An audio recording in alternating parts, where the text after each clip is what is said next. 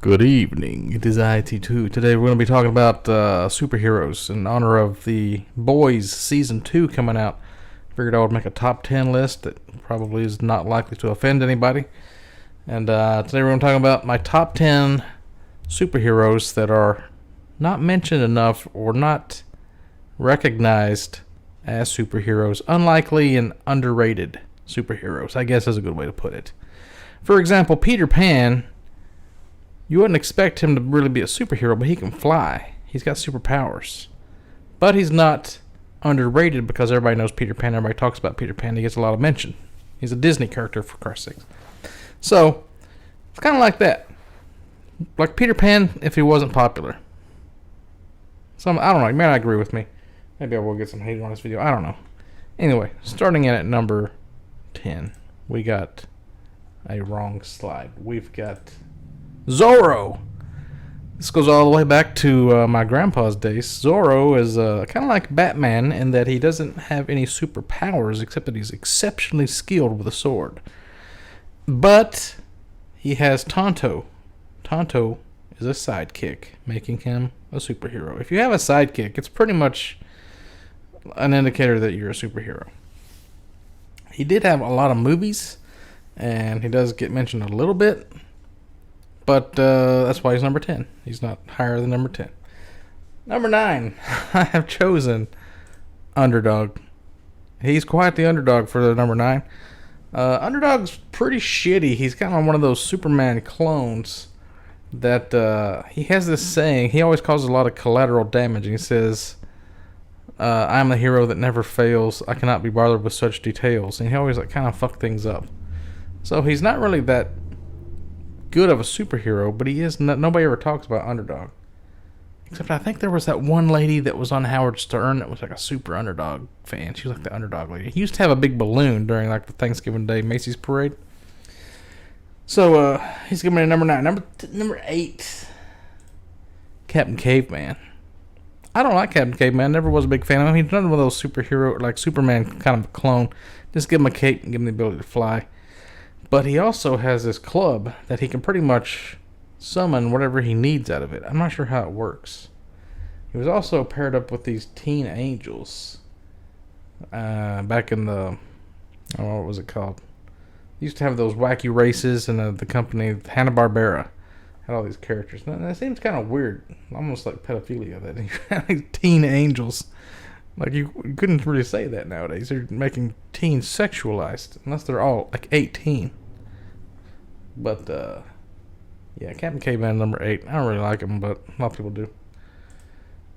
Number 7 is The Crow. This is one of my personal favorites. He's, you have to consider him a superhero because he has a superpower. Or maybe The Crow itself is the superhero, and he's just, like, one of the many people that The Crow manifests his powers into, because when you die, he brings you back to life so you can get revenge on the people that killed you. So he does kill bad guys, but only the people that killed him. So he's not really like a superhero, like he goes around and saves the world. He just goes around and gets revenge, but he has superpowers, so I'm going to have to call it a superhero. Plus, it's from a comic book, so comic books are all about superheroes. I have to count it. Number 6. Nobody would ever guess this one. Jerry O'Connell. Yeah, Jerry O'Connell. He was a superhero. Back in the 80s, he had this show called My Secret Identity. And his secret identity was he was Jerry O'Connell. I mean, he didn't really have a secret identity. He never put on a costume, I don't think, or had he kind of called himself Ultraman in the beginning. But he was weird because he gets zapped by this radiation, and it gives him powers. Like, he can make himself weightless, but he can't fly. He can just go up and down. So he has to carry around these aerosol spray cans, like deodorant or something, to, like, float. And he wasn't really doing a lot of, like, saving the world or anything. He would just solve, like, personal problems with people and, like, situations and stupid shit. So, like, one episode he got hit by the x-ray from the dentist and he lost his powers. And then he, like, all of a sudden one day he figured out how to fly. He had to teach himself or something, kind of like in Dragon Ball Z. Like, didn't have to use those aerosol cans anymore.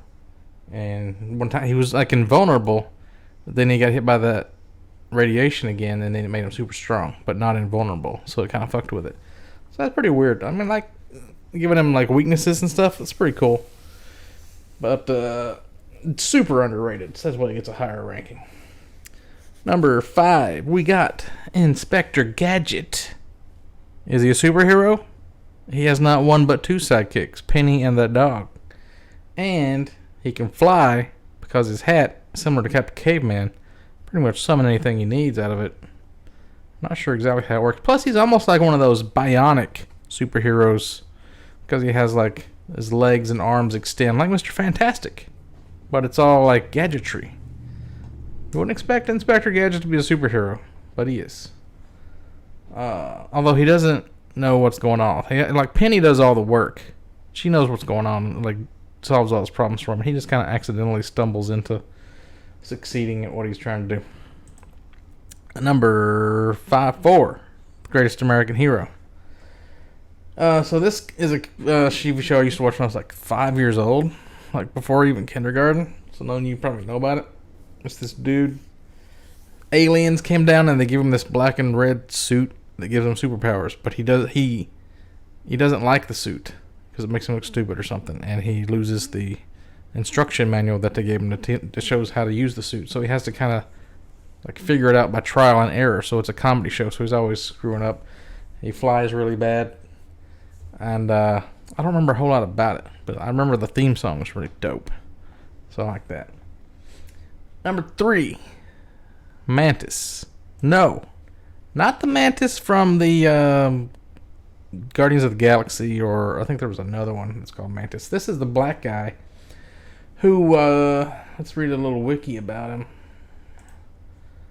He was a black conservative scientist, Dr. Miles Hawkins, shot in the spine by a police sniper during a riot while trying to rescue a child, leaving him paralyzed from the waist down and confined to a wheelchair.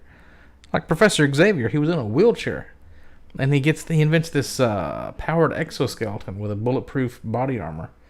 Also gives him superhuman strength. He has like an underground secret lab with a mansion and a flying car and a submarine called the Chrysalis.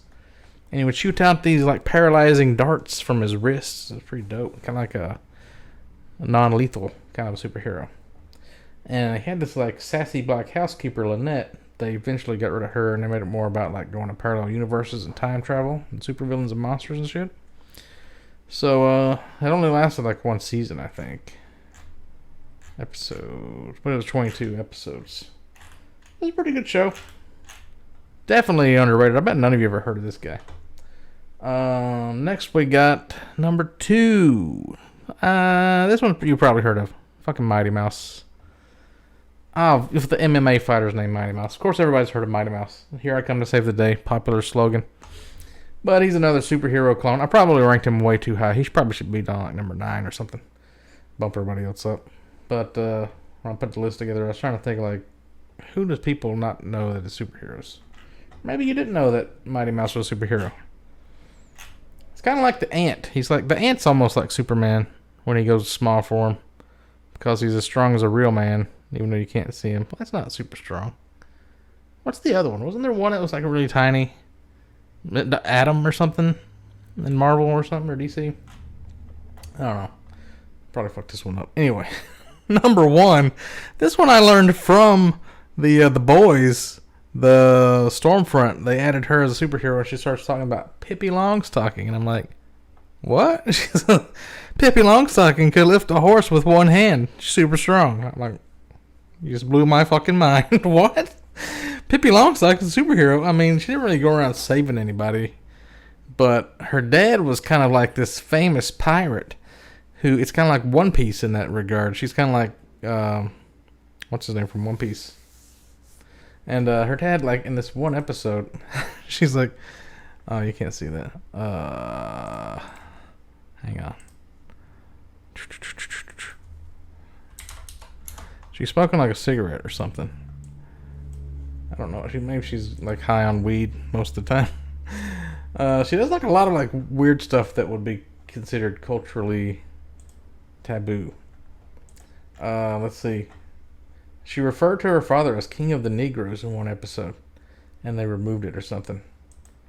And she used to pull her eyelids upward, pretending to be Asian, and singing a mock Chinese song. It was kind of like racist stuff, right?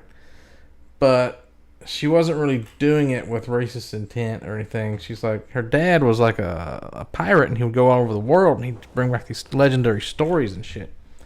And that's why he would tell her tales of like exotic black people in lands that didn't have black people. So it was called. They made him the king of the Negroes because they loved him so much, not because he was racist. I think there's some other stuff. Yeah. I don't remember a lot of what happened in Pippi Longstocking. I think there was like one episode where they were playing The Floor is Lava or something, but King of the Cannibals on a South Sea island, that's what it was. Like he keeps like befriending all these foreign peoples. But yeah, I guess Pippi Longstocking is kind of like Peter Pan. But I don't remember what she even did. She always had like a lot of gold. She always had that monkey on her shoulder. And her dad would show up sometimes. And she had that horse. What the fuck did she ever do? I don't even remember. Anyway, that's my top 10 list. Maybe you guys can think of some other superheroes that you wouldn't really consider to be superheroes. If you do, leave them in the comments. I'm going to go watch some more of The Boys.